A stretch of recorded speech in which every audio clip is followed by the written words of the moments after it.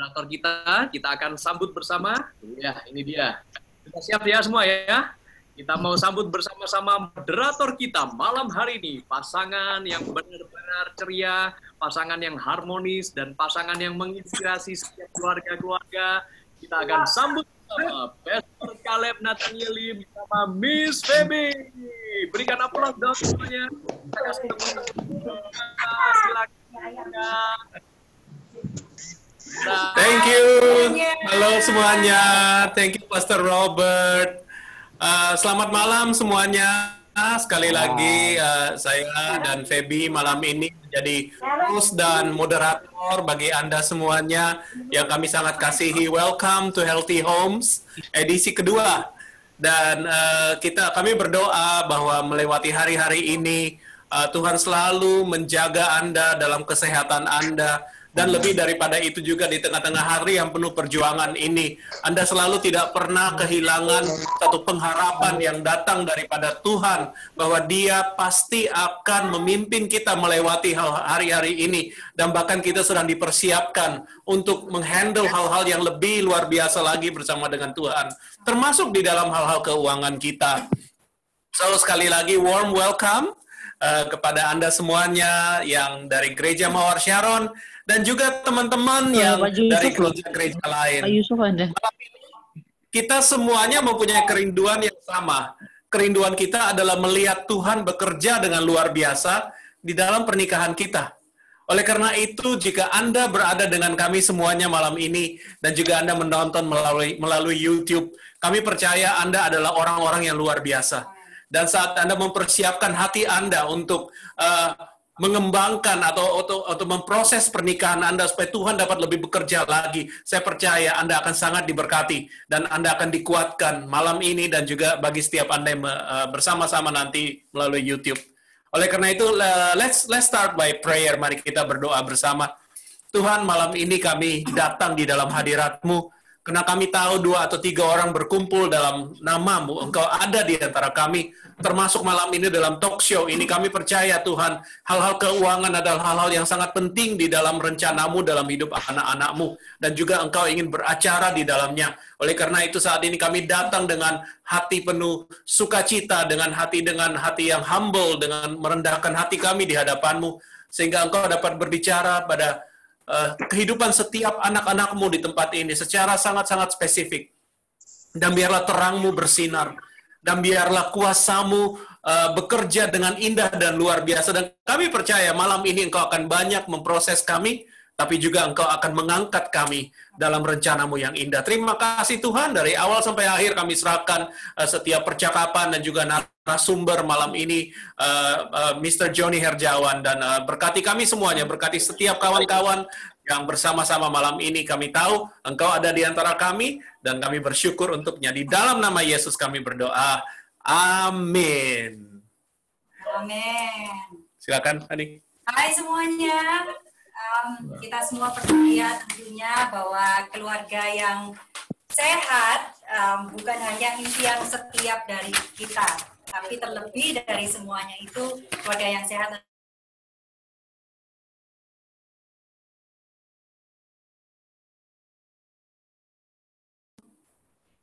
Ya. Barusan ke mute. Oh. So, rewind. Okay.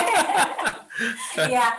Tadi saya katakan bahwa kita semua tentunya percaya bahwa keluarga yang sehat itu bukan hanya impian kita semua, tapi terlebih dari itu keluarga yang sehat adalah hati Tuhan bagi kita semua. Dan untuk itulah gereja kita pada bulan Juli dan Agustus ini memiliki tema Growth in Family and Relationship, di mana pada bulan-bulan ini kita rindu untuk memperlengkapi Anda semua dalam berbagai area yang dibutuhkan untuk kita ini memiliki keluarga yang sehat. Amin. Dan untuk itu kita telah mempersiapkan 6 topik yang kita rasa akan memperlengkapi keluarga Anda sekalian dalam berbagai area.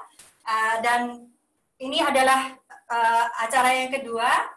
Dan kalau malam hari ini kita berbicara tentang keuangan keluarga yang sehat, minggu depan kita akan membahas tentang kesehatan mental, bagaimana mengelola stres, ya, terutama hari-hari ini di mana sebagian besar orang masih terkurung di dalam rumah, nggak bisa keluar-keluar. Jadi bagaimana mengelola stres supaya tetap ada damai sejahtera dan sukacita Tuhan hadir dalam setiap rumah. Di minggu depan, harinya adalah hari Kamis, jam 7.30 malam, seperti malam hari ini.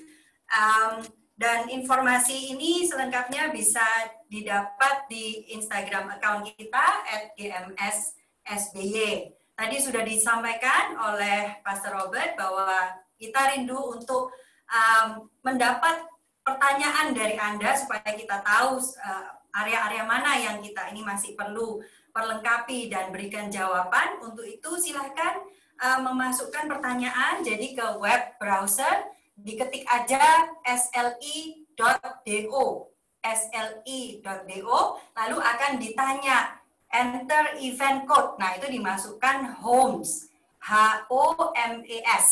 Nah, setelah itu dimasukkan akan ada kolom di mana bisa memasukkan pertanyaan, atau kalau sudah ada pertanyaan-pertanyaan dan Anda merasa salah satu pertanyaan itu mewakili pertanyaan Anda, bisa tinggal diklik, dan itu pertanyaan yang paling banyak diklik itu akan semakin naik ke atas, dan kita tahu bahwa ada begitu banyak orang yang membutuhkan jawaban tentang pertanyaan itu. Yang terakhir, seluruh acara ini akan kita record dan mulai besok akan bisa dilihat di YouTube channel GMS Surabaya. Saudara, Matius pasal 6 ayat 24 berkata seperti ini. Tidak seorang pun dapat mengabdi kepada dua tuan. Karena jika demikian, ia membenci yang seorang dan mengasihi yang lain. Atau ia akan setia kepada yang seorang dan tidak mengindahkan yang lain. Kamu tidak dapat mengabdi kepada Allah dan kepada Mamon. Mamon berbicara tentang uang. Isu keuangan di dalam pernikahan adalah isu yang lebih daripada sekedar hal-hal praktis tentang pengelolaan atau pembagian dan hal-hal yang berhubungan tentang manajemen atau tentang hal-hal yang tentang keluarga dan hubungan, tapi sangat-sangat berhubungan tentang nilai-nilai kehidupan kita dan juga kualitas hubungan kita dengan Tuhan, dan juga berhubungan dengan apa yang Tuhan ingin lakukan melalui pernikahan Anda. Oleh karena itu, setiap hal tentang keuangan sangat diperhatikan oleh Tuhan dan juga sangat penting bagi Tuhan, dan hal-hal ini Tuhan perhatikan baik kepada setiap suami maupun kepada setiap istri, dan suami dan istri bersama-sama di hadapan Tuhan. Oleh karena itu kami sangat rindu untuk setiap daripada Anda, setiap keluarga, setiap suami dan setiap istri, untuk memiliki suatu pemahaman yang benar tentang prinsip-prinsip dan pengelolaan keuangan dan dalam suatu keluarga atau pernikahan yang sehat. Supaya keluarga Anda dapat memiliki satu pertanggungjawaban yang benar di hadapan Tuhan. Dan juga saya percaya dan kami percaya bahwa Tuhan bukan hanya ingin Anda bertanggung jawab, tapi Tuhan ingin Anda dipercayai lebih lagi, ditambahkan, dan bukan hanya sekedar dipenuhi kebutuhan Anda, tapi Anda dapat memenuhi kebutuhan dan menjadi berkat bagi banyak-banyak orang. Oleh karena itu, saya percaya malam ini Tuhan akan banyak bicara pada kita, karena ini adalah hal-hal yang sangat strategis juga melalui rencana Tuhan dalam kehidupan Anda untuk Dia kerjakan. So, let's get ready. Silakan duduk dengan nyaman. Anda sudah siap dengan HP untuk mencatat, atau siapkan juga pertanyaan-pertanyaan. Jangan lupa lewat Slido, SLI.do. Please relax dan enjoy this time. Pegang tangan istri. Oh, jangan. Kalau nggak bisa mencatat. Enjoy this time together. Dan malam ini saya ingin memperkenalkan narasumber kita.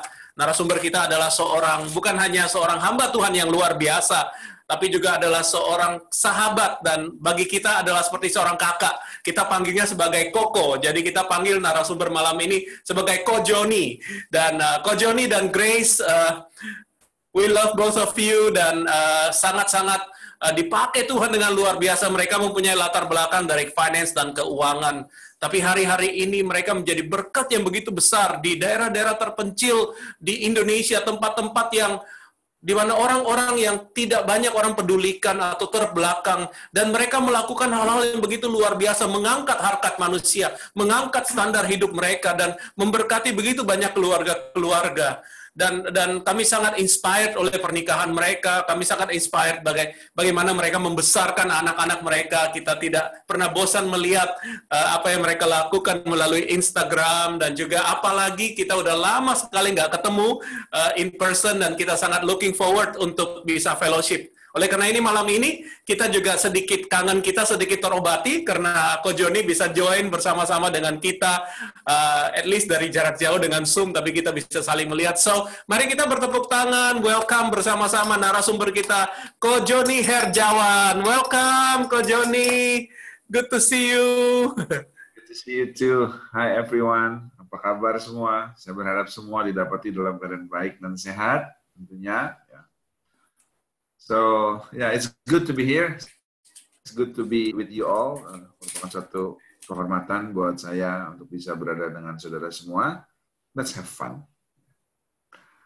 Yeah, looking forward. Jadi kita sudah tidak sabar ingin segera jump into the topic, dan let's start from the basement level. Kita akan mulai dengan topik yang paling fondasi, lantai dasar.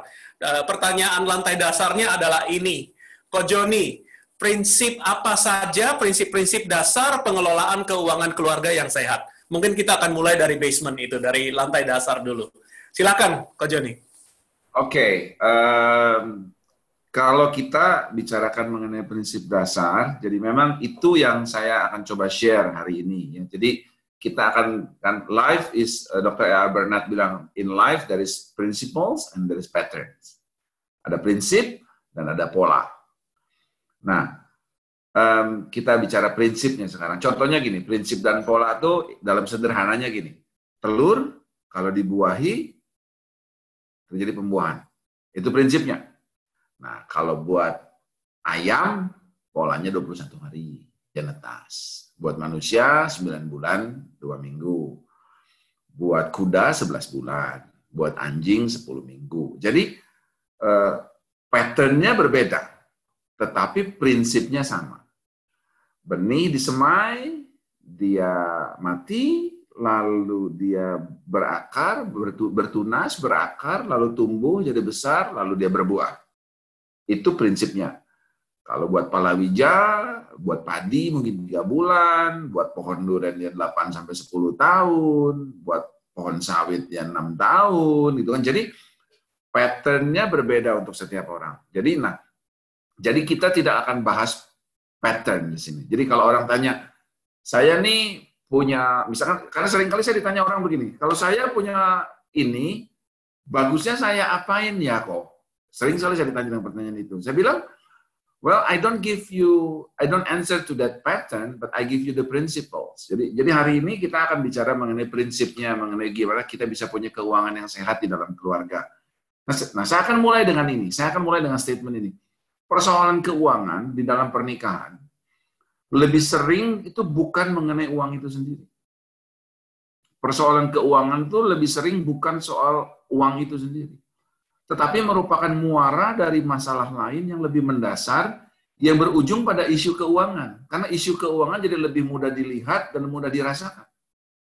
Jadi seringkali persoalan keuangan itu bukan soal uangnya itu sendiri, tetapi persoalan keuangan itu cuma jadi muara, tempat meletupnya, tempat dia muncul ke permukaan, yang berujung pada isu keuangan, karena isu keuangan lebih mudah dilihat dan dirasakan.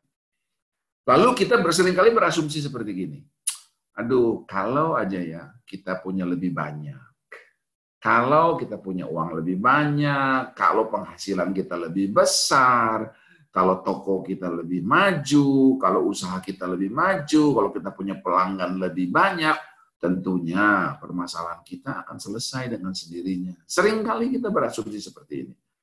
Nah, pertanyaan saya, benarkah demikian? Lebih sering terjadi di saat jumlah penghasilan, jumlah uang, jumlah pendapatan meningkat, maka persoalan keuangan yang kita miliki seolah-olah juga naik kelas. Waktu kita punya keuangan yang meningkat, persoalan kita juga naik kelas. Nah, dia naik ke level yang lebih tinggi. Karena sesungguhnya uang yang ada seolah-olah mengamplify persoalan mendasar yang kita punya. Dan sekarang masing-masing pihak, baik suami maupun istri, jadi lebih berdaya. Karena dua-duanya sama-sama punya sekarang. Kalau dulu ada persoalan, tetapi ya bahan bakarnya enggak ada, ya kan? Ya api kecil ya tetap jadi api kecil. Nah sekarang karena bahan bakarnya jadi punya banyak, persoalan yang dulu kecil tiba-tiba sekarang jadi persoalan yang kelihatannya jadi jauh lebih besar karena diamplify dengan kemampuan keuangan dengan kita menjadi lebih berdaya financially. Nah, marilah kita mulai dengan pertanyaan seperti ini. Is it really a money issue?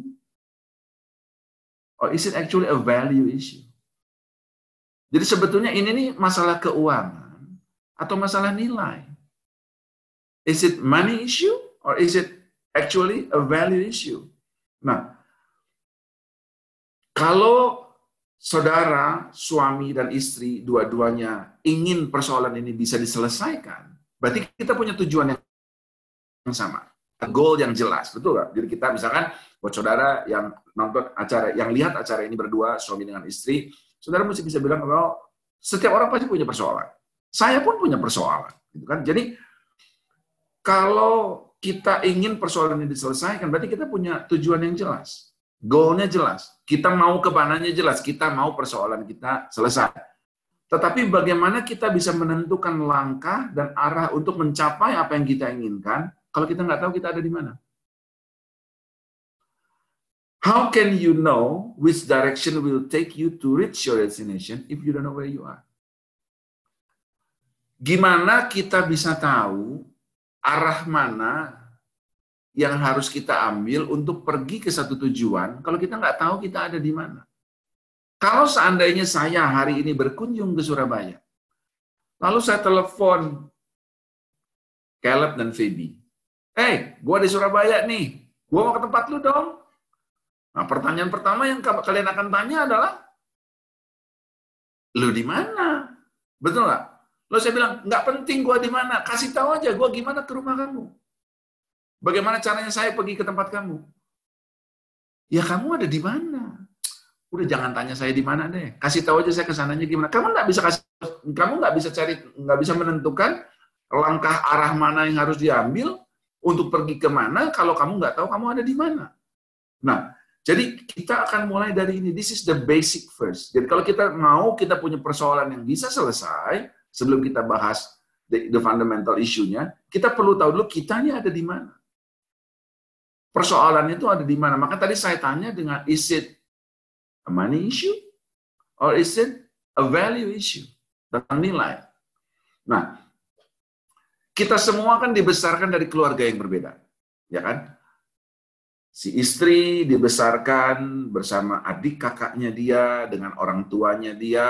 Lalu si suami dibesarkan bersama dengan keluarganya dia sendiri, dengan orang tuanya dia, sampai suatu hari dia ketemu. Gitu kan? Nah, sewaktu masing-masing sedang dibentuk, ya kan? Nah, saya mau jelaskan gini. Our action is the answer to our needs. Perbuatan kita itu adalah jawaban atas kebutuhan kita. Jadi kita ini punya needs. Needs itu kita jawab dengan action, dengan sebuah perbuatan. Ya kan? Seperti contohnya gini, kalau saya lapar, actionnya adalah makan. Kalau makanan ada. Kalau udah keburu lapar tapi makanan nggak ada, tidur mungkin. Supaya kita bisa get by rasa laparnya dulu untuk beberapa saat, untuk kemudian nanti setelah ada makanan baru kita bisa makan. Ya kan? Nah, needs jadi action. Nah, action yang dilakukan berulang-ulang. Namanya jadi kebiasaan. Dari kecil, kita punya action satu, bikin lagi, jadi habit. Nah, habit yang dikerjakan bersama-sama, ya kan? Mama, papa, adik, kakak, cici, koko, adik, meme, titi, lakukan bersama-sama di dalam rumah, membentuk sebuah culture. Itulah culture keluarga saya. Kan gitu. Nah, jadi contohnya gini. Phoebe punya culture, the way you grow up. Caleb juga punya culture, the way you grow up. Nah, culture yang ada, tanpa sadar, tanpa kita akan menentukan value yang kita anggap benar. Because that's the way I grow up, then it creates this is sets of value that I have. Ini membentuk sudut pandang kita, menentukan prioritas kita, dan menentukan respons kita terhadap kebutuhan yang berikutnya. Kalau seseorang yang dari kecil diajarkan sama orang tuanya, ya contoh, I grow up in a Chinese family. Walaupun saya ini hitam di mana-mana dipanggil Mas, I grow up in a Chinese descendant family. Jadi namanya dari kecil diajarin kayak gini, kalau punya penghasilan 1 juta, ya disimpanlah 100.000. Tapi kalau punya penghasilan 2,5 juta, simpanlah 500.000. Kalau gajimu 5 juta, simpanlah yang 1,5 juta. Kalau gajimu 10 juta, simpanlah yang 3-4 juta, gitu kan? Kalau gajimu 100 juta, simpanlah yang 80, pakai yang 20, kan gitu. Nah, saya nggak lagi ngomong soal benar dan salah. Oke? Ini nggak ada soal benar dan salah. Jadi saya nggak bilang ini benar, tapi that's the way I grow up. Nah, itu value yang saya anggap benar. Nah, membentuk sudut pandang saya. Nanti kita akan sampai, semakin kita ke belakang, ikutin terus ya. Lalu itu akan membentuk sudut pandang saya. Itu akan menentukan prioritas saya dalam menentukan segala sesuatu. Nah, itu akan menentukan respon saya terhadap kebutuhan, terhadap needs yang saya punya. Nah, that is me. Nah, sementara istri saya, Grace, dibesarkan di dalam sebuah keluarga yang harmoni bersama dengan orang tuanya, yang dia mengenal dari kecil that God is good. God supply all of my needs. There's nothing wrong with that. Nah, waktu dua ini ketemu, my culture background membentuk harusnya gini nih, value-nya harusnya gini, sudut pandang saya begini nih, prioritasnya harusnya urutannya ini nih. Nah, kalau ada kebutuhan ini, responnya harusnya begini nih. Nah, istri saya bilang, enggak, berdasarkan caranya saya grow up in my culture, value yang dianggap benar harusnya ini, bukan itu. Sudut pandangnya saya begini, prioritasnya harusnya ini. Respon terhadap kebutuhannya seperti ini. Nah, jadi kita nggak bisa mencoba untuk merubah culture-nya. Saya nggak bisa merubah culture-nya istri saya.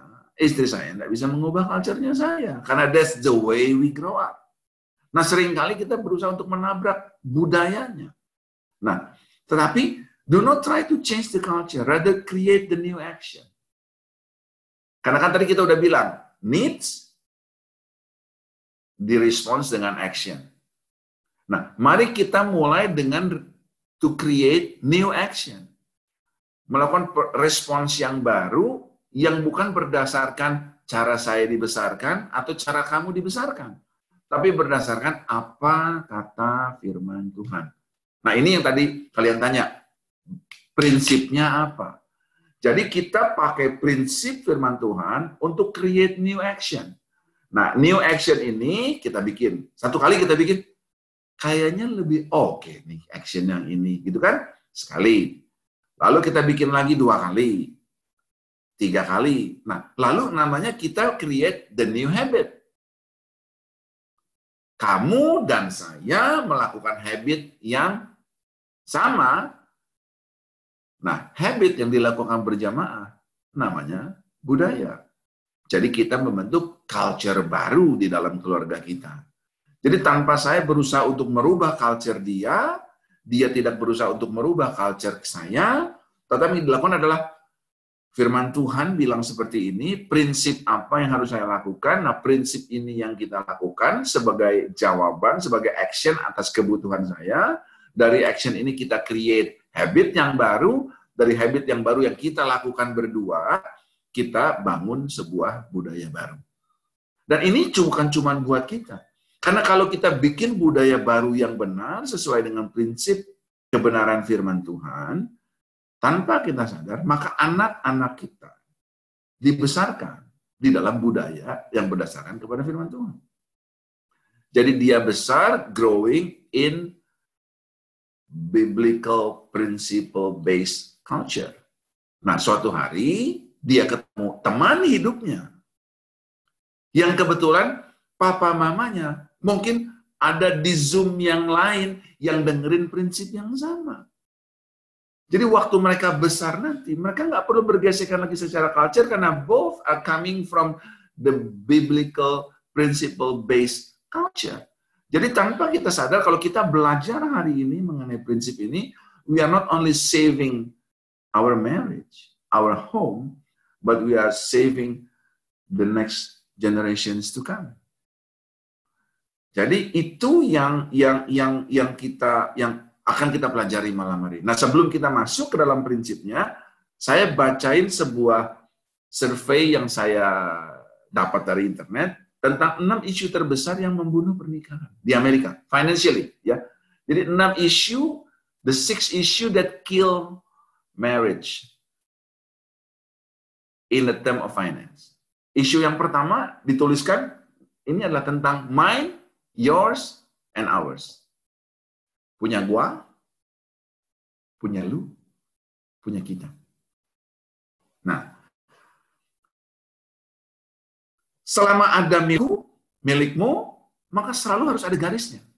Di mana garis batas antara milikku dan milikmu. Yang perlu dan selalu kita perlu perdebatkan di mana garisnya. Oh ya kan, we are equally made. Ya udah taruh aja garisnya di tengah. Misalnya, ya kan? Taruh aja garisnya di tengah. Let's put the line is in the middle. Mungkin oke untuk beberapa saat. Tapi kemudian suatu hari bilang, tapi kan saya contribute lebih besar daripada kamu. I chip in more than you. Jadi mestinya bagian gue lebih besar dong. Hang on, nanti dulu. Saya punya kebutuhan lebih besar. Saya kalau beli pakaian dalam 2, di atas dan di bawah. Kamu beli pakaian dalam cuma 1, di bawah saja. Tentunya kebutuhan saya lebih besar. Garisnya nggak bisa di tengah, Pak. Nggak bisa. Karena kebutuhannya berbeda, bagaimana kita bisa taruh garisnya ada di tengah. Yang satu bilang, tapi Pak, saya kontribusi lebih banyak. Harusnya garisnya ada di sisi lebih sebelah saya, bukan di sisi sebelah dia. Tapi kebutuhan saya lebih banyak. Garisnya harusnya ada di sebelah saya, bukan di sebelah dia. Where should we put the line? Kita mau taruh garisnya di mana? Dibagi 2 di tengah akan menimbulkan masalah. Ditaruh enggak di tengah, sesuai dengan kemampuan, akan menimbulkan masalah juga. Oke, berdasarkan siapa yang kontribusi lebih banyak, yang masukin lebih banyak, lebih ke sana deh garisnya, akan menimbulkan masalah juga. Tetapi persoalan ini akan tiba-tiba hilang. Kalau kita udah nggak ngomongin lagi milikku dan milikmu, tapi yang kita sebut sebagai milik kita, ours. Nah, bukankah ini firman Tuhan yang katakan dalam Kejadian 2 ayat 24? Sebab itu seorang laki-laki akan meninggalkan ayahnya dan ibunya dan bersatu dengan istrinya sehingga keduanya menjadi satu daging. So, there is no mine and yours, but there's only one, which is called ours. Begitu kita bilang, nggak ada milikmu, nggak ada milikku, yang ada adalah milik kita, maka semua persoalan tentang garis batas ini selesai dengan sendirinya. Karena apalagi yang mau diperdebatkan? Ini jadi satu lingkaran besar kok. Nah, jadi nggak ada lagi. Jadi apapun yang ada di dalam adalah milik kita. Jadi contohnya gini, saya bekerja dulu ya. Saya bekerja, istri saya ibu rumah tangga. Jadi saya bekerja sehingga saya bisa mendapatkan hasil yang saya bawa pulang bukan milik saya, milik kita. Sehingga nggak pernah ada lagi pembicaraan kenapa apa yang saya hasilkan kamu pakai kemana. Tapi pembicaraannya jadi apa yang saya hasilkan untuk kita, yang jadi milik kita, kita pakai kemana, kebetulan yang ngeluarin kamu. Karena kamu yang perlu beli ini dan itu, untuk siapa? Ya untuk kita. Nah jadi, contohnya gini, bahkan kalau seorang istri beli peralatan make up, terus dia terlihat cantik, emang cuma buat dia doang? Kan enggak. Buat suaminya juga, kan? Ya Pak ya, kan gitu. Nah, jadi itu isu yang pertama. Mine, yours, and ours. Ini data menurut survei. Jadi saya riding on the survey data. Yang kedua adalah soal utang, debt. Soal utang itu menjadi hal kedua yang kill the marriage financially based on the survey in the US. Baik itu utang kepada orang tua, utang mortgage, ya, rumah, car loan, kartu kredit, KTA, sampai pada utang karena kebiasaan yang tidak baik, berjudi, taruhan, apapun itu. Nah, saat dua orang masuk di dalam pernikahan dengan kondisi yang berbeda, apalagi bila yang satu bebas masalah hutang, yang satu punya persoalan dengan hutang, pembicaraan akan selalu jadi intens saat kita membahas income, expense, saving, and planning. Coba beberapa dari kita reflect. Saya pernah mengalami hal-hal seperti ini. Bukan karena kita berhutang, tetapi karena ada persoalan-persoalan tertentu, karena kita datang dengan posisi yang berbeda, waktu kita membahas soal income, saving, and planning, selalu jadi masalah. Kalau Kejadian 2 ayat 25, satu ayat setelah ayat tadi bilang, mereka keduanya telanjang, manusia dan istrinya itu, tetapi mereka tidak merasa malu. Sudah seharusnya kalau kita sebagai suami istri, kita bisa telanjang satu dengan yang lain, membicarakan segala sesuatu apa adanya, bukan karena ada apanya, tetapi membicarakan segala sesuatu apa adanya, tanpa perlu ada yang ditutup-tutupi, dan kita bisa membahas ini dengan terbuka. Saya akan bahas mengenai hal ini lebih jauh nanti di belakang. Yang ketiga adalah the financial personality. What kills the marriage financially? Financial personality gini, karena ada yang stylenya spender, yang stylenya spender, saya nggak saudara buruk. Ada yang stylenya shopper, saver, investor, giver, a worker. Ini style kita. Mana yang salah? Tuh, kamu. Saya nggak bilang mana yang salah. Karena gini, Pengkhotbah 3 mengatakan untuk segala sesuatu ada masanya. Untuk apapun di bawah langit ada waktunya. There are times that you need to become a spender. Tapi you cannot become a spender all the time. There are times that you need to become a shopper. Kalau enggak, kamu akan punya karunia untuk mendapatkan, tapi kamu enggak punya karunia untuk menikmatinya.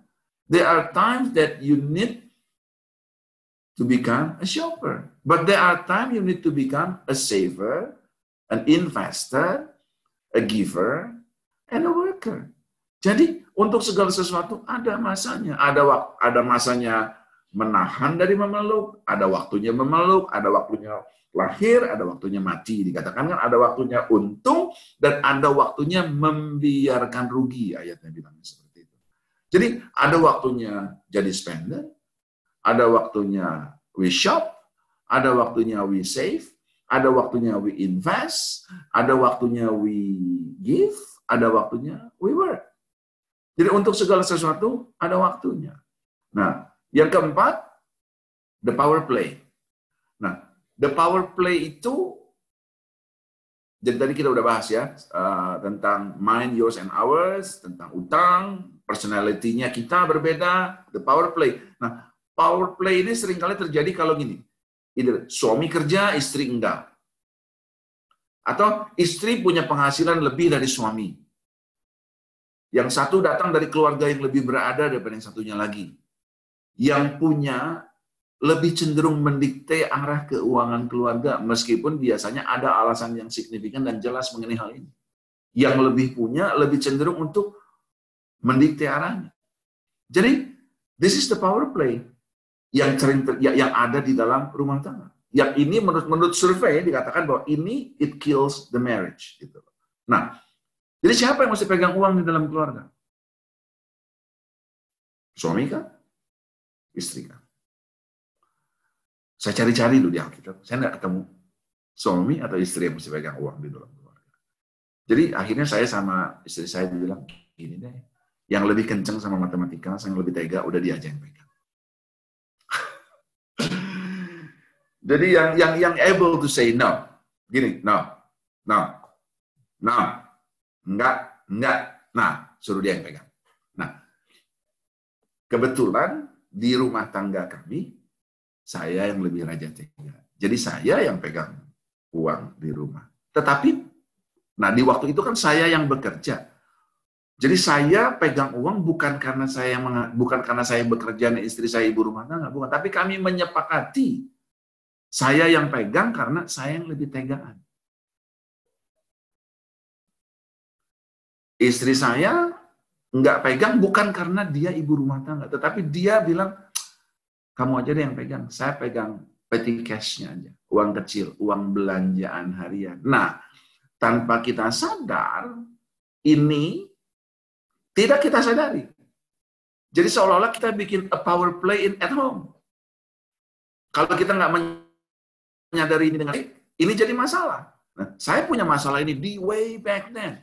Seolah-olah gini, karena saya yang kerja, saya yang pegang uang besar, istri saya rumah tangga, istri saya pegang uang belanja hari-hari yang lebih sering kan.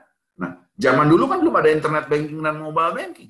Kita mesti selalu ngecek uang petty cash masih sisa berapa.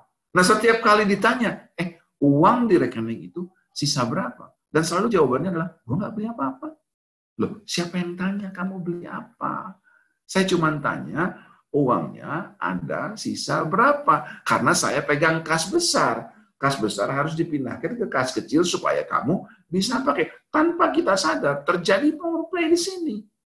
Jadi seolah-olah I am the one who earn, she is the one who spend. Padahal siapa yang pernah ngomong seperti itu? Nggak ada yang pernah membicarakan masalah ini. Tetapi itu kemudian lalu terjadi di dalam rumah tangga kami.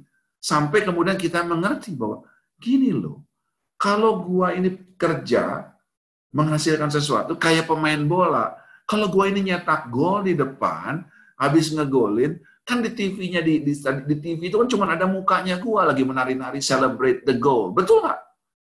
Tetapi bisakah seorang penyerang menyerang dengan baik kalau nggak ada kiper yang jaga gawang yang dia percaya akan jaga gawang dengan baik? Karena sebentar-sebentar si penyerang ini harus ngelihat ke belakang untuk memastikan gawangnya dijaga dengan baik. Jadi saya bisa bekerja dan menghasilkan dengan baik karena saya tahu ada istri saya yang jadi penjaga gawang di rumah, yang menjaga rumah dengan baik, memastikan bahwa waktu saya pulang sore nanti pasti ada makan, anak-anak saya pasti sudah dimandikan dan dikasih makan, dan sudah belajar. Jadi waktu saya mendapatkan penghasilan itu, ini penghasilan saya atau kita. Sama seperti main bola. Waktu kita menang, yang dapat medali bukan cuma dia ngegolin. 11 orang pemain semua dapat, bahkan pemain cadangannya nggak turun ke lapangan pun semua dapat medali. Betul? Nah, jadi kalau kita mengerti konsep mind, yours, and ours, jadi saya kerja, saya dapat penghasilan, saya naik gaji, itu siapa? Saya atau kita? Kita. Cuman kebetulan di pool besar kesepakatan kita bilang saya yang pegang. Atau dalam konteks ini, Joni yang kerja, tapi penghasilannya punya siapa? Punya kita. Tapi kita sepakat, uang besar, kas besar, Joni yang pegang. Bukan karena Joni yang kerja, karena kita sepakat, kamu lebih tega, John, kamu aja yang pegang.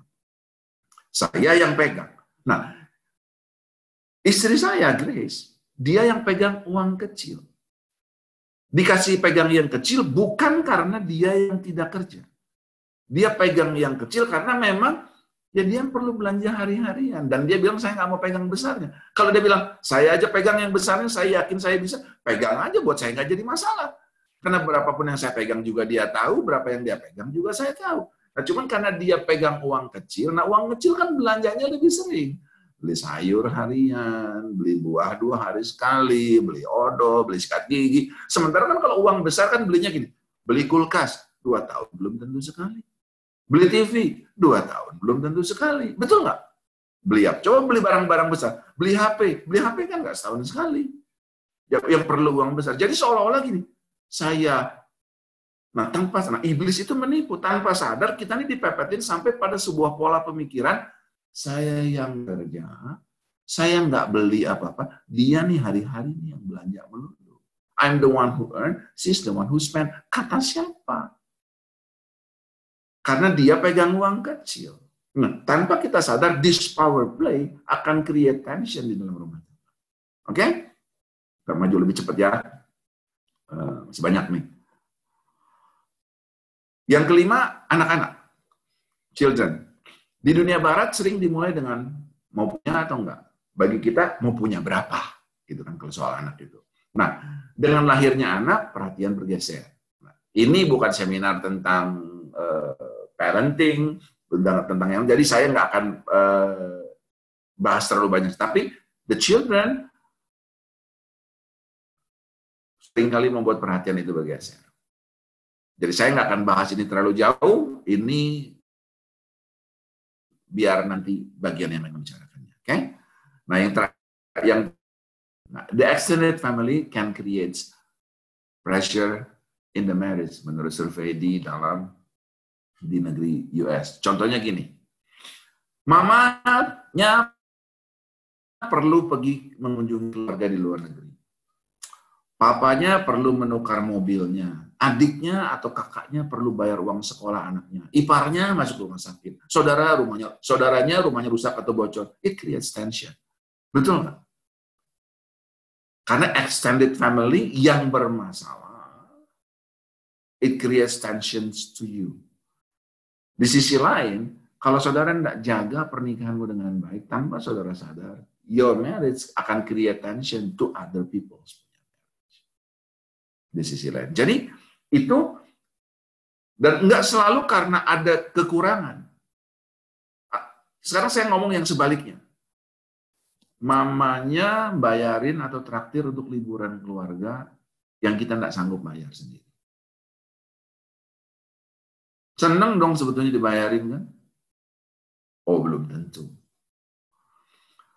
Oma atau opa kasih hadiah spesial buat cucu yang kita nggak bisa beli. Nggak kebeli sama kita. Tapi oma sama opanya beliin.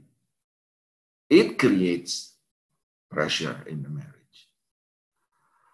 Papanya beliin mobil buat dia yang baru. Yang suaminya nggak sanggup beli untuk gantiin mobil untuk keluarganya. Betul senang punya mobil baru. Tapi ini, kalau tidak diadres dengan baik, it creates pressure in the family. Nah, ini menurut survei yang creates problem in the marriage. Saya recap, mine, yours, and ours, utang, personality yang berbeda, the power play in the house, anak, dan yang terakhir the extended family. Nah, jadi itu dasarnya dulu sekarang. Apa yang bisa create problem buat kita semua tahu. Jadi kita tahu kita mulai dari mana sehingga kita bisa menentukan langkah apa yang kita bisa ambil untuk pergi kemana. Dari apa yang kita lihat kita bisa melihat kayaknya saya ada nih sebagian yang nomor sekian. Yang itu juga ada. Oke, berarti saya tahu posisi saya di mana. Jadi kalau saya mau going towards a better marriage financially, gua tahu gua mulai dari mana. Dan sekarang kita lihat kita harus kemana. Oke? Nah, sekarang berikutnya. Beberapa prinsip. Nah, ini baru yang tadi ditanya. Prinsipnya gimana sih? Jadi dari tadi tuh saya muter-muter untuk jawab yang ini. Jadi ini adalah jawaban yang panjang untuk sebuah pertanyaan yang sangat pendek. Beberapa prinsip. Dia selalu datang di dalam bentuk benih. Firman Tuhan katakan, apapun kebutuhan saudara mengenai soal keuangan, dia selalu datang di dalam bentuk benih. Dan yang kedua, hendaklah tanah menumbuhkan benih. Dua prinsip ini dulu. Nah, yang pertama gini, dari Kejadian 1 ayat 29. Berfirmanlah Allah, lihatlah aku memberikan kepadamu segala tumbuh-tumbuhan yang berbiji di seluruh bumi dan segala pohon-pohon yang buahnya berbiji. Itulah yang akan menjadi makananmu. Jadi, everything that you need, I will give you in the forms of a seeds. Tuhan akan kasih sama kita segala sesuatu di dalam bentuk benih. Nah, sebelum kita bahas lebih lanjut soal benih, lalu Tuhan berfirman di Kejadian 1 ayat 11, hendaklah tanah menumbuhkan tunas-tunas muda, tumbuh-tumbuhan yang berbiji, segala jenis pohon buah-buahan yang menghasilkan buah yang berbiji, supaya ada tumbuh-tumbuhan di bumi, dan jadilah demikian. Nah, berapa banyak kita mengamini? Kalau saudara mengamini, saudara boleh ngaku. Hendaklah tanah menumbuhkan benih. Seringkali kita aminnya nggak kencang dalam hal ini. Karena kita kayak gini, saudara. Kalau saudara waktu Tuhan berfirman gini, jadilah terang. Maka terang itu jadi. Gampang buat saudara bayanginnya. Betul nggak? Jadilah terang. Seolah gelap, jadilah terang. Terang itu jadi. Saudara gampang bayangin. Tapi saudara bayangin firman ini. Hendaklah tanah menumbuhkan benih. Nah, tanah itu saudara dan saya. Karena kita ini dijadikan dari debu tanah. Betul? Nah, jadi dua prinsip ini. Dia datang di dalam bentuk benih. Yang kedua, hendaklah tanah menumbuhkan benih. Jadi, tanah kehidupan kita, saudara dan saya, pasti menumbuhkan benih. Kalau ada benih yang ditaburkan. Betul nggak? Nah, tanah sesubur apapun juga, tidak jadi apa-apa kalau tidak ada benih yang ditabur. Nah, jadi, saya suka bilang ini. Jadi seringkali, nanti deh, nanti masuk di tahap berikutnya. Yang soal ini. Benih memang kecil, tapi potensinya besar. Kalau saudara Surabaya kan banyak nih aromanis tuh, ya kan? Buah aromanis tuh, mangga lili saya suka beli kalau di Jakarta tuh. Nah, suka dikirimin sama Feby soalnya, sama Caleb.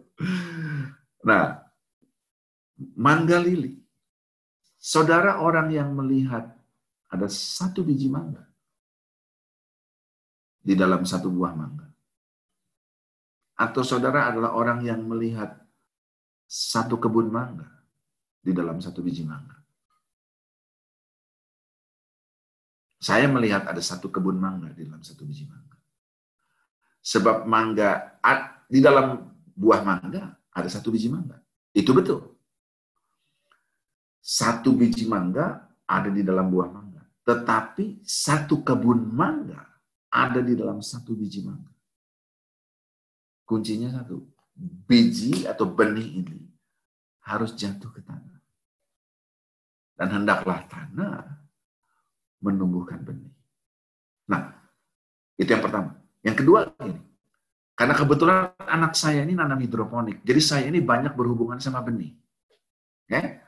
Nah, Yesus pakai perumpamaan ini tentang biji sesawi. Biji sesawi itu besarnya segede wijen, betul? Tapi dia akan tumbuh menjadi pohon sesawi. Nah, pohon sesawi itu bisa lebih besar daripada beringin. Pohon sesawi itu. Burung bisa bersarang di dalamnya.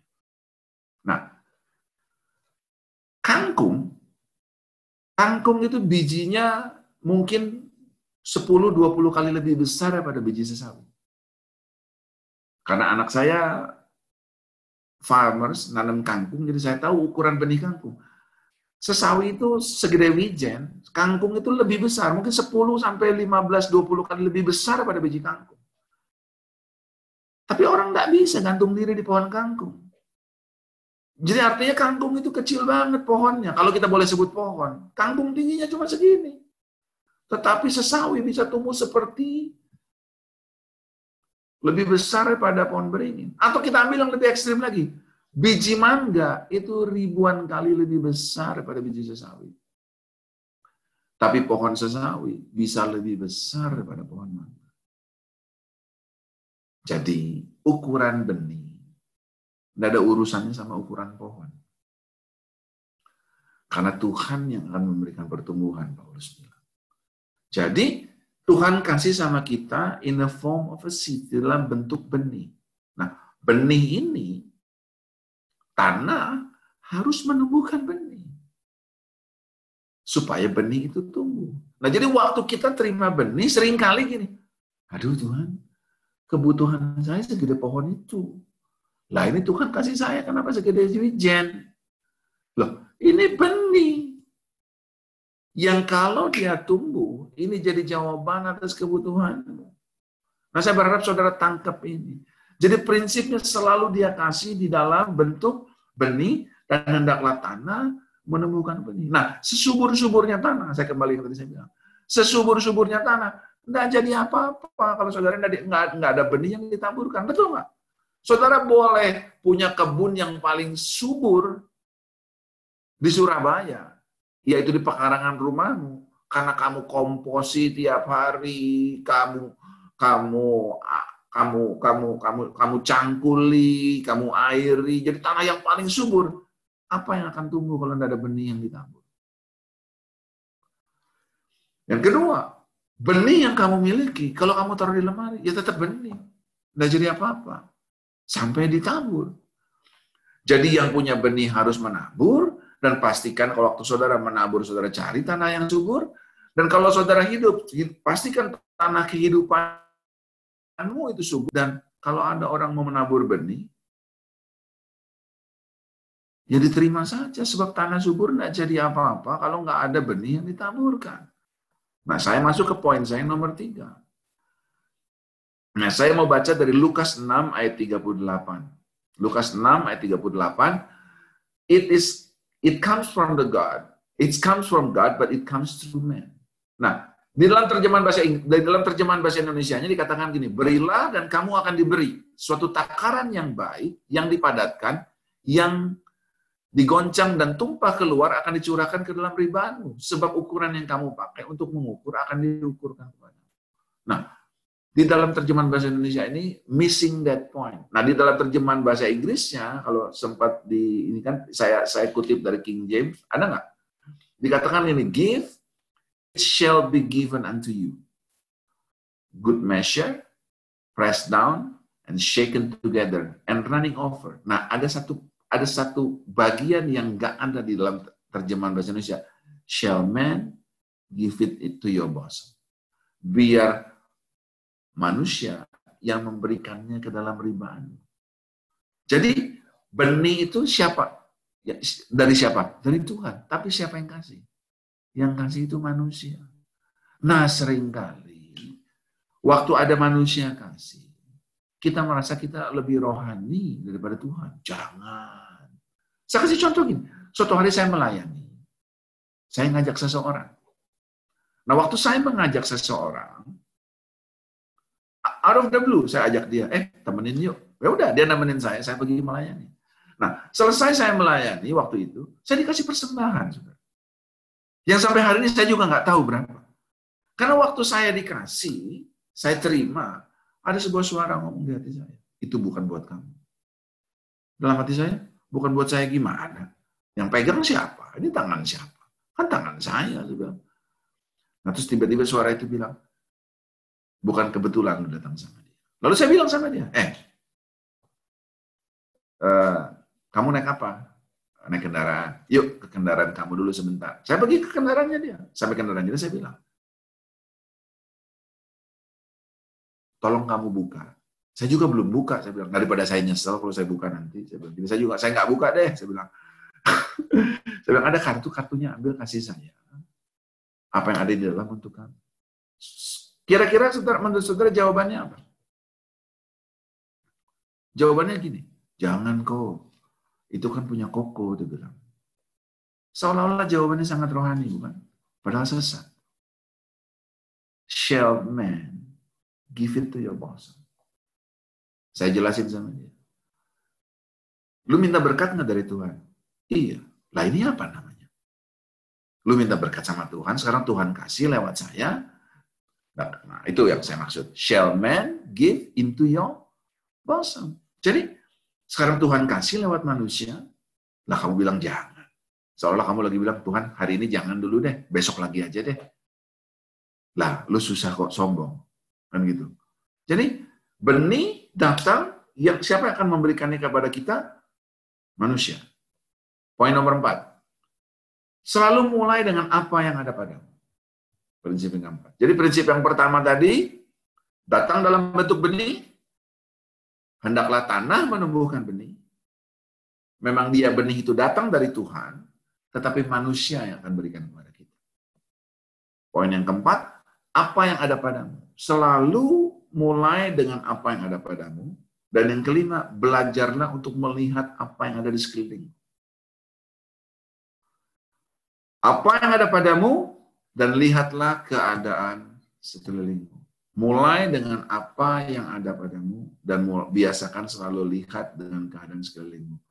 Ada sebuah cerita, saya nggak akan baca ayatnya dengan semua, dua Raja-Raja 4 ayat 1 sampai ke 4. Ini ceritanya tentang seorang janda, suaminya meninggal. Salah seorang istri-istri para nabi mengadukan halnya kepada Elisa. Dia ngadu sama Elisa. Dia bilang gini, hambamu, jadi hambanya si Elisa, suamiku udah mati. Dan kamu tahu bahwa hambamu itu takut akan Tuhan. Tapi sekarang penagih hutang sudah datang untuk mengambil kedua anakku menjadi budaknya. Jawab Elisa kepadanya, apa yang dapat aku berbuat? Elisa nanya, aku bisa bikin apa buat kamu?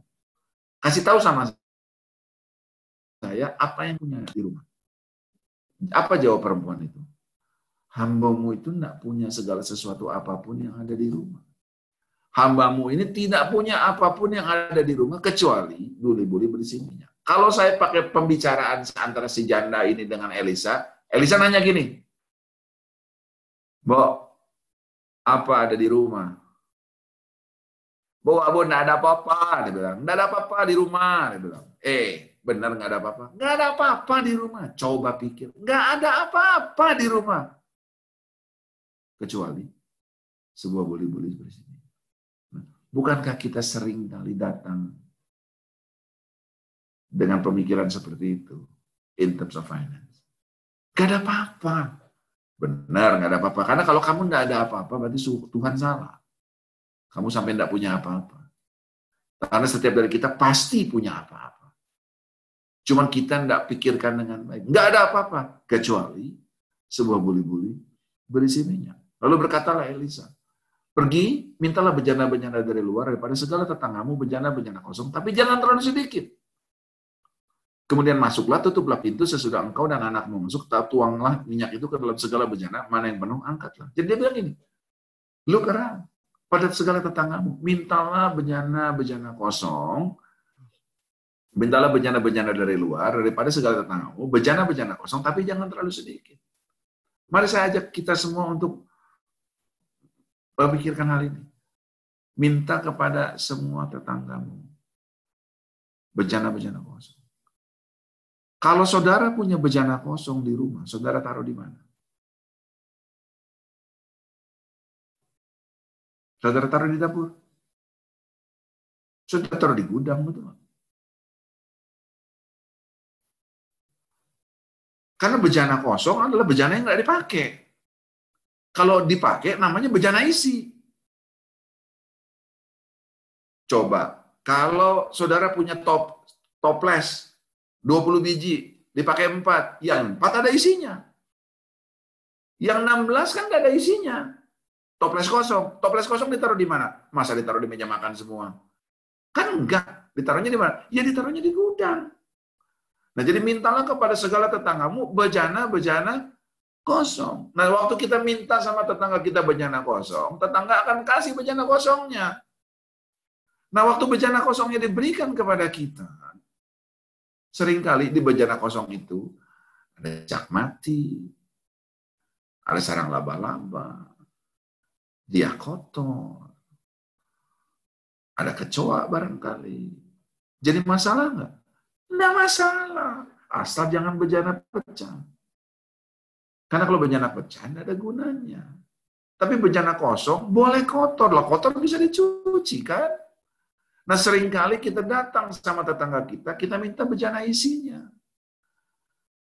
Nah, kalau kita minta bejana isinya, tinggal tunggu waktu, kita nggak omongan lagi sama tetangganya. Tetangganya jual bakmi.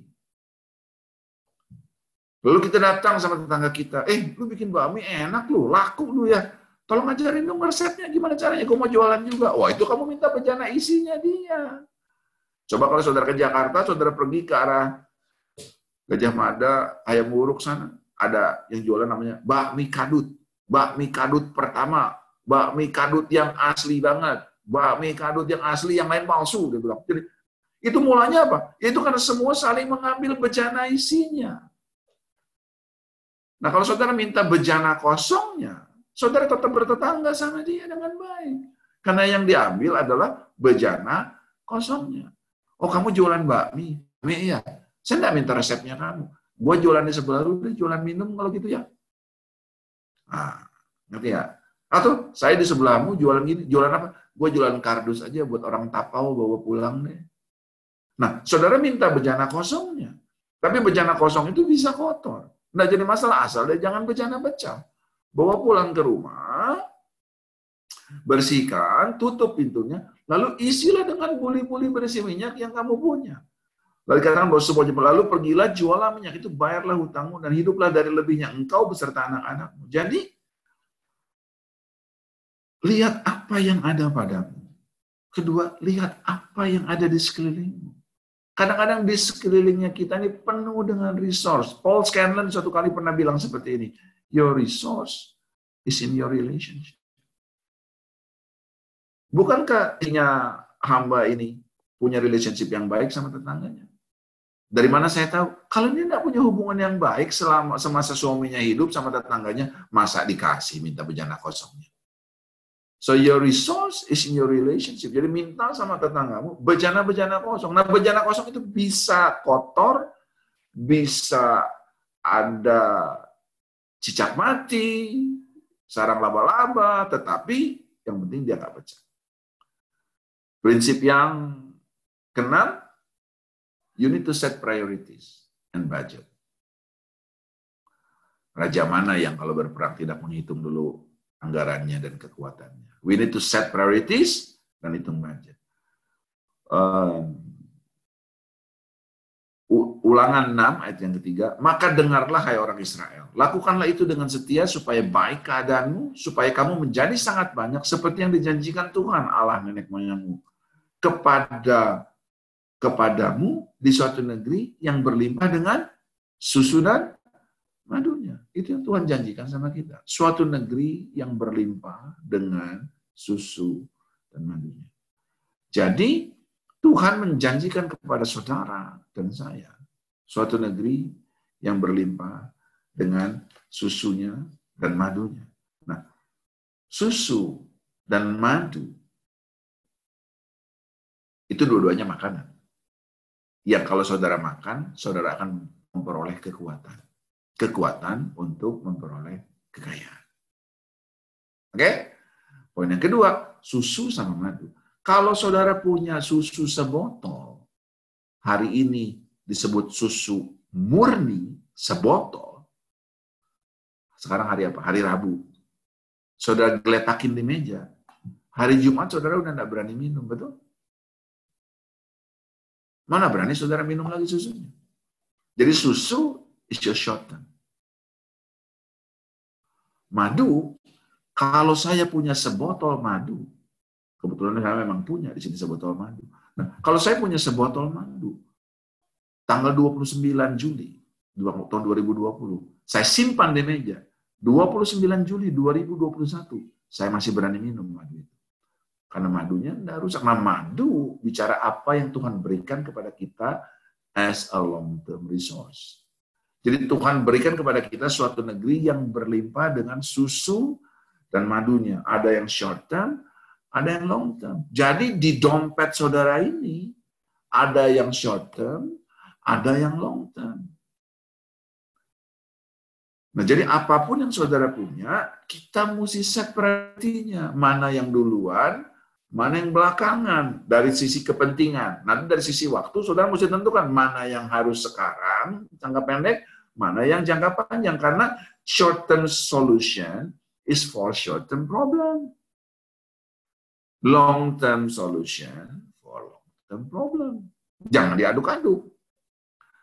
Jadi short-term solution buat short-term problem, long-term solution buat long-term problem. Nah, kita mesti set priority-nya. Mana yang harus, what is must, what is needed, what is nice to have, what can wait, what not really, sama what is bad. Nah, apa yang must, needed, nice to have, can wait, not really, itu semuanya baik. Nggak ada yang buruk. Cuman harus diperlukan, ada syukur, nggak ada juga nggak apa-apa. Yang ini bisa tunggu sih. Yang ini nggak butuh-butuh amat sih. Dan ini nggak ada yang buruk. Atau yang ini, this is bad. Nah, kita nggak milih yang baik, tapi dari yang baik kita mesti tentukan urutannya. Karena kalau semuanya penting, maka nggak ada lagi yang penting dalam hidup saudara. Sebab semuanya sama penting. Kalau semuanya saudara anggap penting, maka nggak ada lagi yang penting di dalam hidup saudara. Karena semuanya menjadi sama penting. Nah, karena semua yang ada di tangan kita, saudara cuma bisa lakukan 3 hal. You either enjoy it, you invest it, or you waste it. Saudara tidak bisa lakukan yang lain. Semua yang saudara punya, it's either you enjoy it, saudara nikmati, you invest it, or you waste it. Saudara mau yang mana? You enjoy it, you invest it, or you waste it. Nikmati, investasikan, atau sia-siakan. Satu-satu dulu.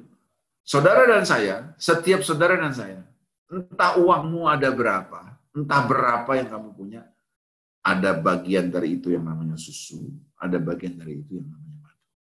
Sebab dia memberikan kepada kita suatu negeri yang berlimpah dengan susu dan madunya. Oh, Pak, saya punyanya susu saja. Oh, berarti Tuhan salah gitu.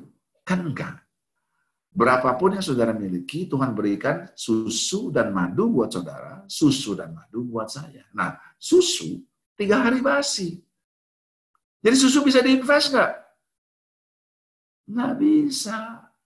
Kalau saya nggak menikah sama Grace, nah sekarang saya kembali ke poin saya yang pertama tadi. Kalau saya nggak menikah sama Grace, di mana dia bilang, God is good. He will supply all of my need. Nikmati apa yang Tuhan berikan.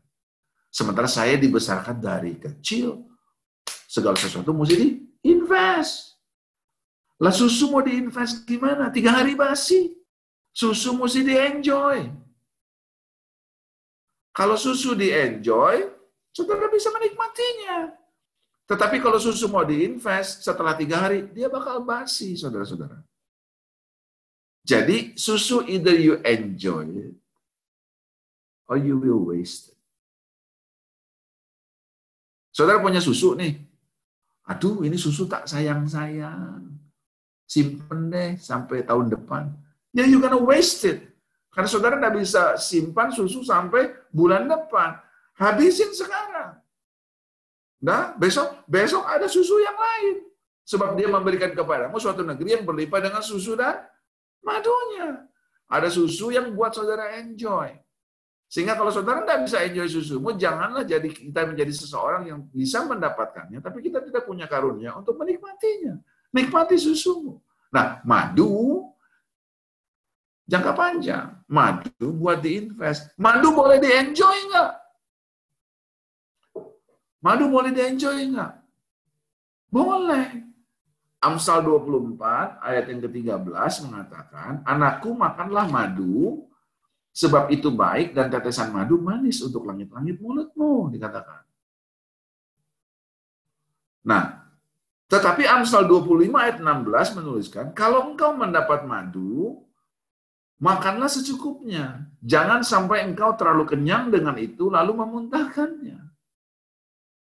Kalau engkau mendapat madu, makan secukupnya. Jangan sampai engkau terlalu kenyang dengan itu lalu wasted. memuntahkannya. Jadi madu boleh di-enjoy nggak? Boleh. Jangan kebanyakan, sebab madu untuk di-invest. If you enjoy too much honey, you are going to waste it. Saudara mengerti apa yang saya maksud? Jadi, suatu negeri yang berlimpah dengan susu dan madunya, susu buat di-enjoy, nggak ada yang bisa di-invest. Kalau saudara nggak enjoy susumu, you're gonna waste it. Madu buat di-invest. Boleh nggak di-enjoy sebagian? Nikmati, sebab dia manis rasanya, dan manis untuk langit-langit mulutmu, dan sebab itu baik. Tetapi kalau makan madu, jangan kebanyakan. Do not enjoy honey too much. Nanti engkau akan mual lalu memuntah. You're gonna waste it. Nah, kita mesti pintar menentukan short term resource untuk short term need, long term resource buat long term need. Kalau saudara punya uang, yang saudara tahu uang ini adalah uang jangka pendek, ya jangan dibelikan produk yang jangka panjang. Kalau saudara punya resource jangka panjang, gunakan untuk resource jangka panjang. Poin yang ketujuh,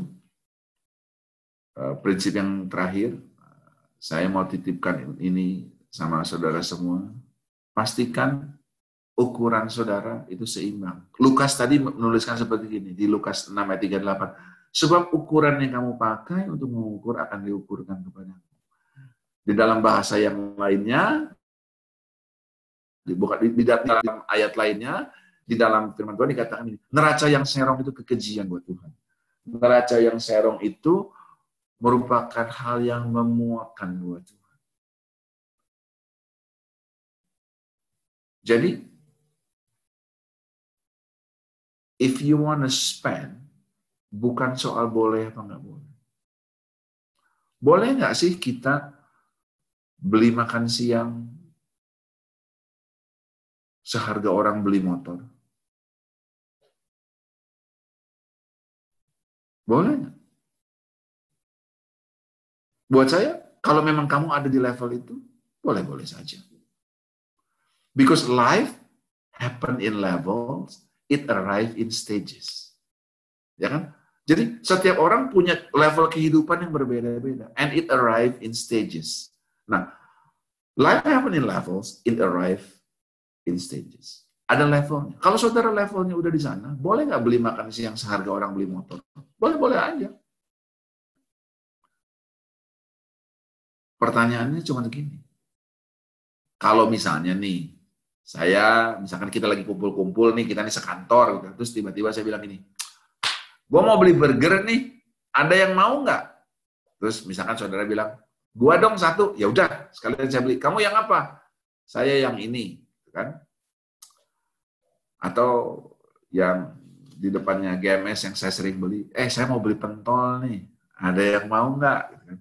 Iya, saya. Berapa pak?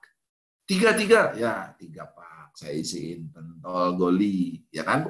Pentol goli cempaka. Nah, taruh, terus saya bawa. Nih, punyamu 2. Tanya, berapa? Alah, goli doang kok. Betul nggak? Alah, lunch doang kok. Betul nggak? Kita akan bilang seperti itu, ya? Nah, boleh nggak kita beli makan seharga orang beli motor? Boleh aja. Tapi kalau kita sudah ada di level itu, kalau memang levelmu sudah ada di level itu, di mana engkau memang bisa sanggup to spend lunch seharga orang beli motor. Suatu hari kamu datang ke kantor, ngobrol gitu kan ya.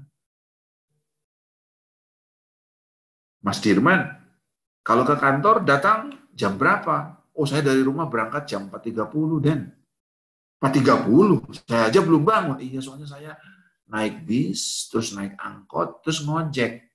Bis aja ganti 2 kali. Oh, jauh rumahnya. Rumahnya sih bukannya jauh, tapi kendaraan umumnya jarang. Jadi saya harus berangkat pagi.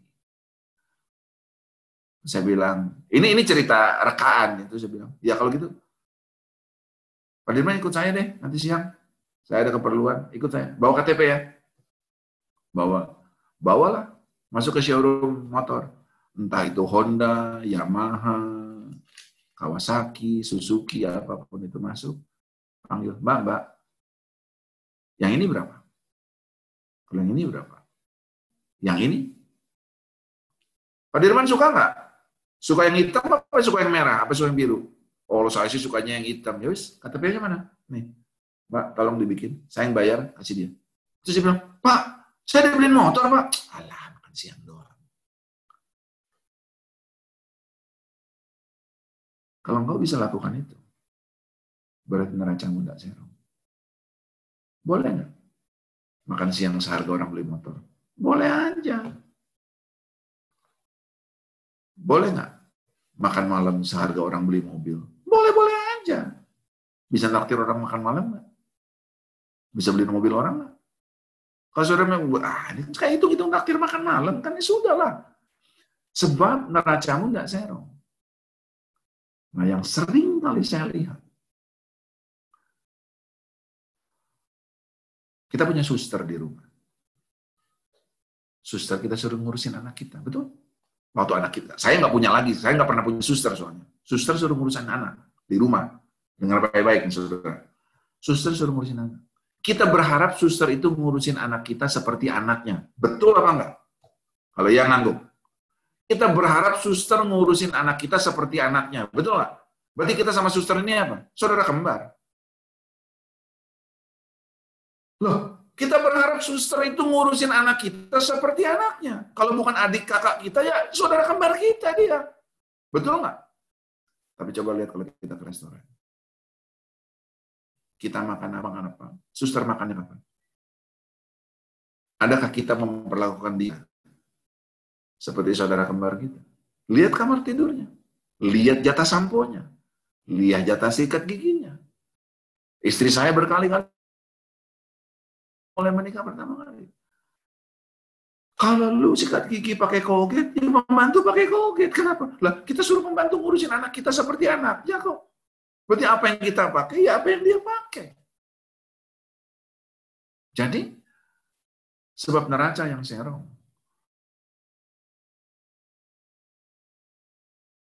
Saya recap.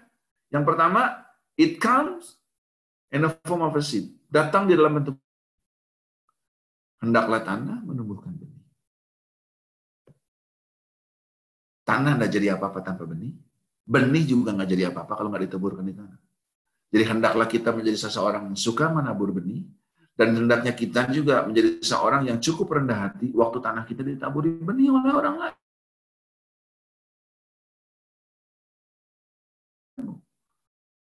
Nah, kalau tanah kehidupanmu itu ditaburi orang, atas benih yang ditaburkan di atas hidupmu.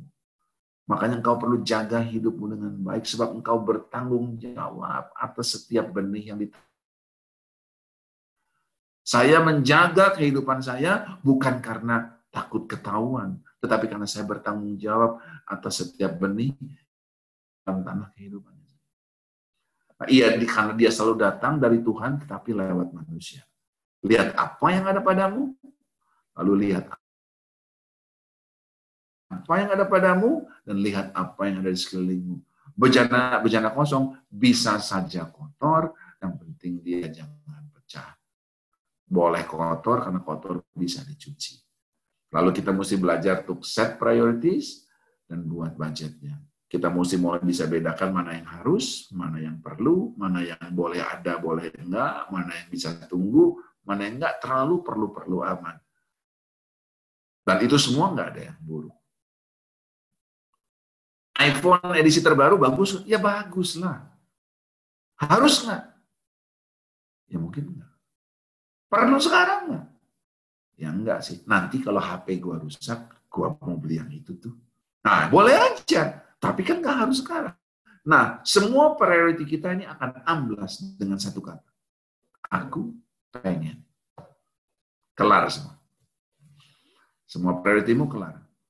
Ini kan belum waktu. Habis aku pengen sih. Nah, susah kalau udah aku pengen. Ya kan? Nah, set priority. Tentukan budgetnya. Yang terakhir, jangan punya neraca yang zero. Saya stop dulu di sini. Thank you so much, Ko Joni. kita belajar banyak banget. Saya berharap semua orang yang ada dalam pernikahan bisa mendengarkan pembahasan kita malam ini, karena ini adalah salah satu unsur yang penting dalam pernikahan. Dan ternyata unsur keuangan ini dalam pernikahan, dalam keluarga, nggak jauh-jauh fondasinya adalah tetap nilai-nilai yang kita pegang dalam pernikahan dan kondisi tanah hati. Itu penting banget. Ada mungkin 1-2 pertanyaan kalau boleh, Ko Joni. Kita sangat tertarik dengan prinsip susu dan madu tadi. Jadi berhubungan dengan susu dan madu tadi, ada banyak yang ingin tahu. Jadi ada nggak guideline singkat atau pendek aja bagaimana sih mengatur proporsi keuangan yang sehat dalam presentasi mungkin untuk unsur-unsur cicilan, dana emergency, dan pemberian itu tadi kepada orang lain, kerabat. Mungkin ada nggak dari Ko Joni? Oke, saya coba jawab seperti gini. Kita ngomong prinsip, kita nggak ngomong patternnya ya. Karena gini, berapa persen sih harus saya ginikan? Seringkali saya dapat pertanyaan itu. Berapa persen mesti saya inikan? Berapa persen harus saya itukan? Berapa persen yang mesti saya buat dana tidak terduga? Berapa persen untuk pendidikan? Berapa persen untuk jalan-jalan gitu kan? Nah, masih ingat contoh tadi? There's principle, there's pattern. Nah, patternnya bisa berbeda-beda.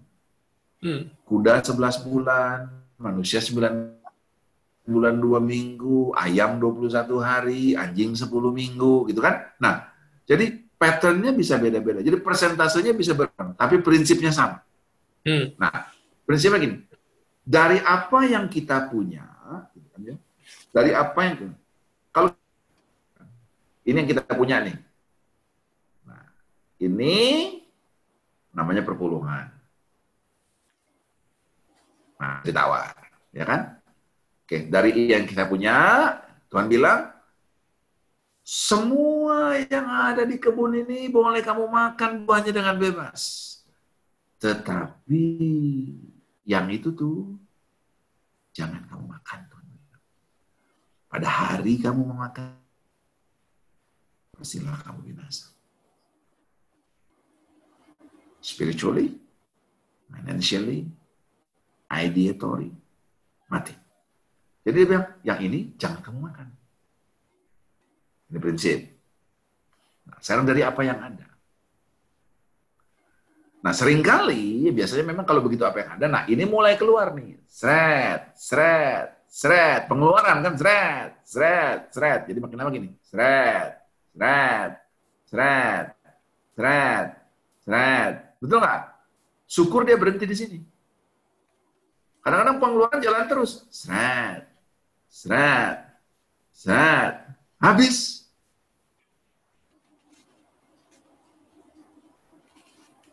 Pinjam. Punya sebelah. Mulai sret. Yang belum kita punya. Mulai kita makan. Nah, pada saat ini mulai dimakan. Maka SMS yang masuk di HP saudara setiap hari itu, kami bantu proses cepat. Jadi berarti. Kami bantu proses cepat. Bank asing hanya perlu KTP. Namanya KTA. Nah, pertanyaan saya gini. Saya bilang kan, yang ini kan habis dah. The 10%. Ya kan? Ini memang milik Tuhan. Nah, dari apa yang ada? Kita seringkali tanya gini, contohnya gini, saya ambil sisi lain. Kebayang nggak kalau gini, misalkan gini, saya nih di interview misalnya ya, sama Caleb, sama Vini. Sebutkan 3 merek mobil, saya sebut ini. Sebutkan 3 binatang, ini. Lalu ditanya, sebutkan 3 wanita yang berpengaruh di dalam hidupmu. Lalu saya sebutkan, inilah. Terus udah, tidak ada nama istri saya. Nah, selesai acara ini, saya ketemu sama istri. Terus saya bilang, darling, you are the most beautiful thing in my life. Dia akan bilang apa? Gombal. Lu tanya 3 wanita, nama gua nggak ada satupun. Betul nggak? Saudara mengerti apa yang saya maksud? Nama gua nggak ada. Nah, sama. Seringkali kita gini, kalau ditanya, kamu kerja buat apa? Dari sekolah deh. Waktu sekolah SMA dulu. Kamu belajar buat apa? Biar naik kelas. Naik kelas buat apa? Biar lulus SMA. Lulus SMA biar apa? Biar bisa kuliah. Kuliah biar apa? Biar jadi sarjana. Jadi sarjana biar apa? Biar bisa kerja. Kerja buat apa? Biar punya uang. Punya uang buat apa? Buat keluarga. Gitu kan? Selalu kan gitu katanya. Punya uang buat apa? Buat keluarga. Nah pertanyaan saya gini. Bisa nggak uangnya dipakai sama keluarga sekarang? Berarti kalau uangnya itu cari uang buat keluarga, siapa yang harus pertama kali menikmati uang itu? Keluarga. Karena kalau bukan keluarga, padahal kamu kerja buat keluarga, kalau uangnya nggak bisa pakai buat keluarga, ya buat apa belajar dari SMA dulu? Belajar SMA supaya lulus, supaya bisa kuliah, supaya bisa jadi sarjana, supaya bisa kerja, supaya bisa punya uang buat keluarga. Bisa nggak dipakai sama keluarga? Nggak bisa. Ya buat apa belajar dari dulu? Nah, sekarang kita kembali ke sini. Kalau ini buat keluarga, harusnya siapa yang mendapatkan the first cut of the income? The family. The family yang harus pertama. Tetapi coba lihat income kita, pengeluaran pertama. Telkomsel, Excel, Satelindo, kartu kredit, Telkom, PLN, PAM, cicilan KTA, bayaran ini. Saudara kerja buat keluarga apa buat utility company sih? Saudara kerja buat keluarga, apakah saudara kerja buat utility company? Kalau saudara buat keluarga, harus ada bagian pertama yang saudara sisihkan untuk keluarga dulu. Jadi kalau ini yang saudara punya,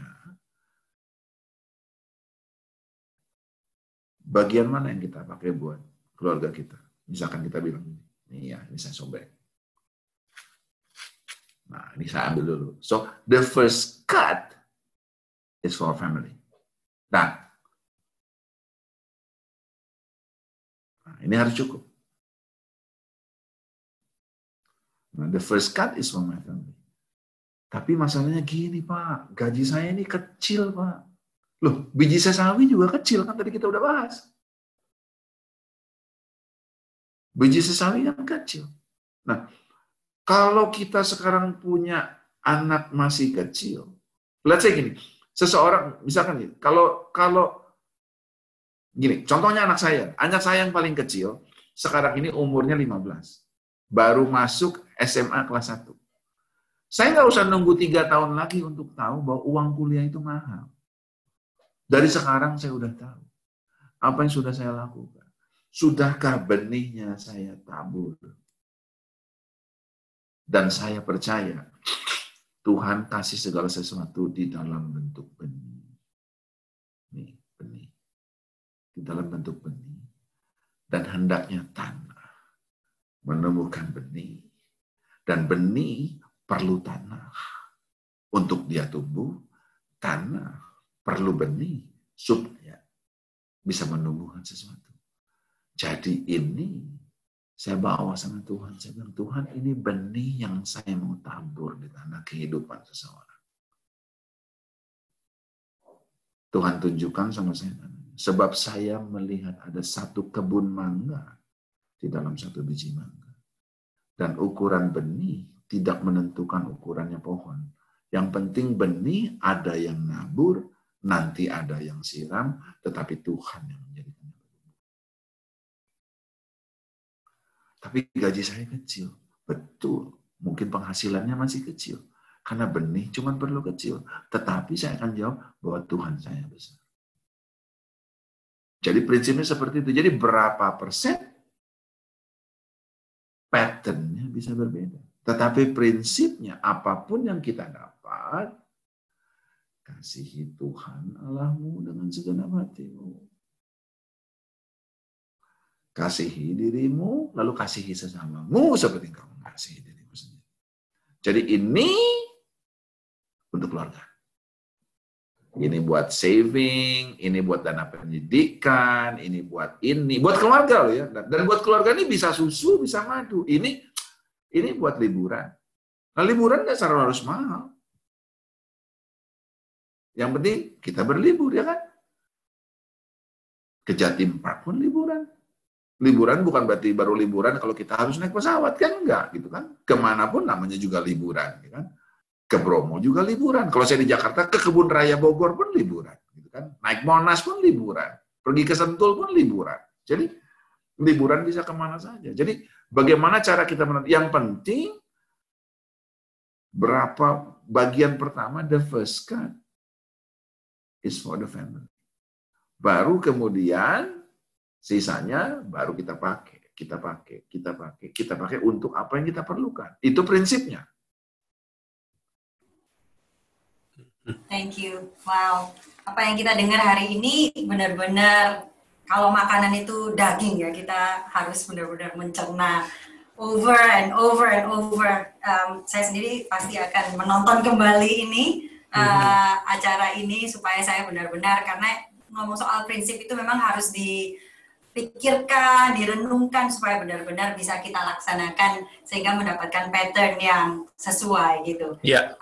Ada banyak pertanyaan yang masuk, tapi karena waktu sudah habis, kayaknya kita mesti buat acara lain lagi ya, Ko Joni. Mungkin khusus pertanyaan yang praktikal. Kita benar-benar pengen pick your brain, benar-benar pengen tahu hal-hal yang dari pengalaman-pengalaman Ko Joni.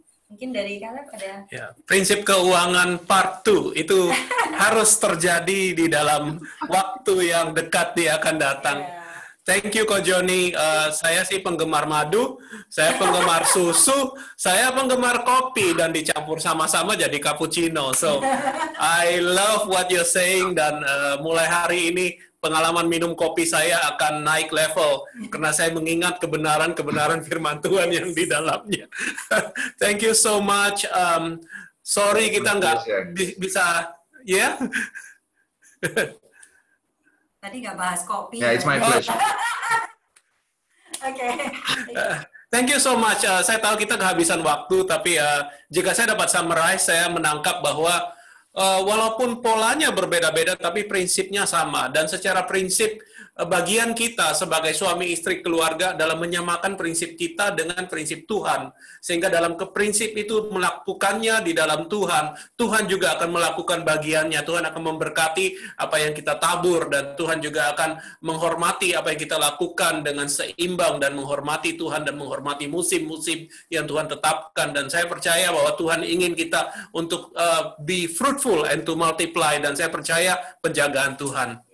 Jadi thank you so much Ko Joni malam ini, dan mungkin kita yes dan kita akan berdoa bersama-sama untuk mengakhiri malam ini tentu, dan setelah itu kita akan minum kopi sama-sama dan mencerna apa yang kita pelajari dan kita tangkap dalam roh kita. Mari kita berdoa.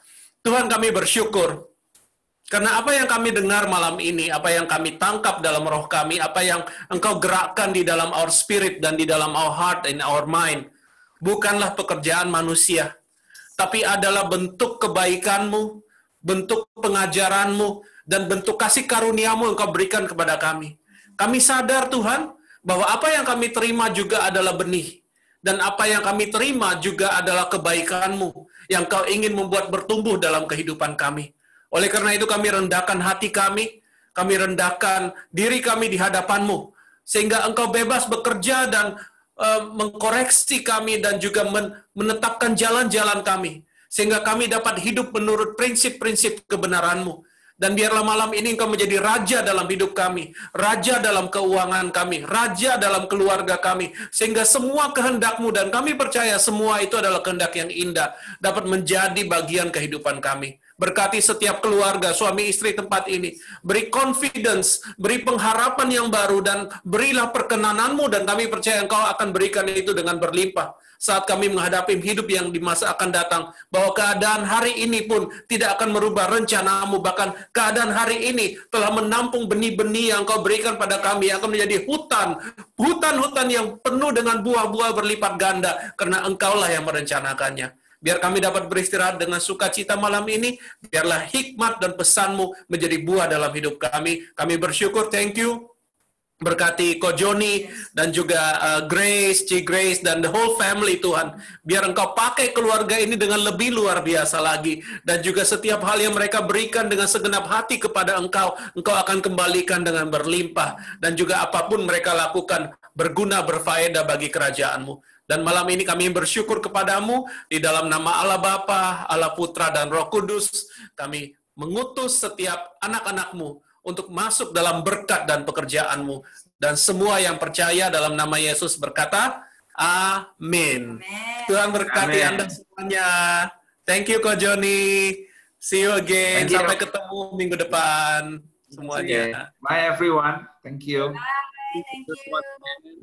Dan Hai Kak Grace. sebelum kita mengakhiri untuk Zoom ini, mungkin bisa tetap stay dulu. Kita akan foto bersama secara virtual untuk kenang-kenangan. Ya, Ko Joni juga bisa tetap stay. Ya, mohon waktunya beberapa menit ke depan.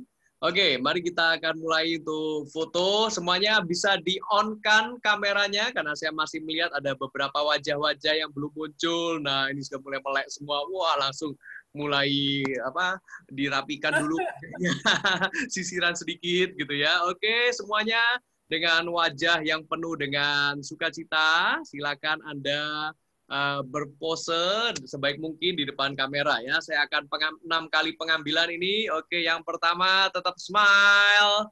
Oke, pastikan kalau Anda suami istri, 2 wajahnya masuk di dalam slide-nya. Oke, smile.